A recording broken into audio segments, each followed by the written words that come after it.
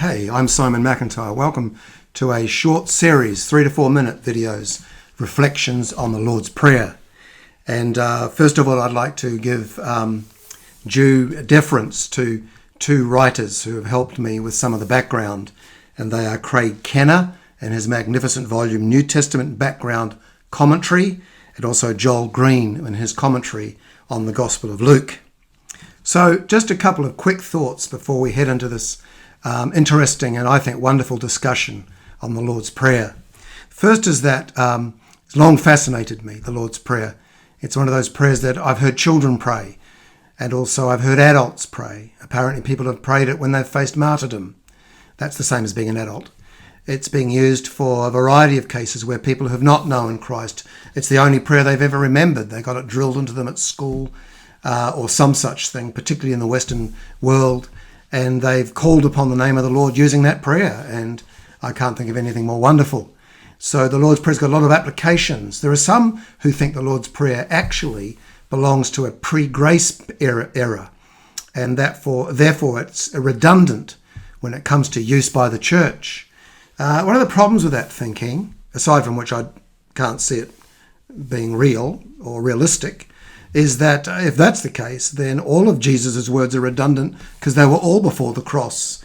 So then it's a matter of picking and choosing what you want according to your theological bent or preference.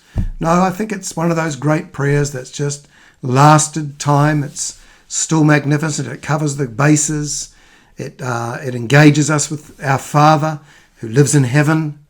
And I can see great value in its continued use. Also, another aspect of the Lord's Prayer that I think is important is that it says, our Father. It never says, my Father. And I think that's rather significant, that it says, our Father, not mine. And so we see that it is a prayer that belongs to community. But more of that later. To begin with, I think it's worth reading out these prayers. So in this first session, we'll read out the prayer that's in Matthew chapter 6 and its broader context. And then in the second, we'll read out that in the book of Luke, the Gospel of Luke. They are the two synoptic writers that have recorded this prayer. So, Matthew 6, verses 5 through to verse 15. And when you pray, you must not be like the hypocrites, for they love to stand and pray in the synagogues and at street corners, that they may be seen by others. Truly I say to you, they have received their reward. But when you pray, go into your room and shut the door and pray to your Father who is in secret.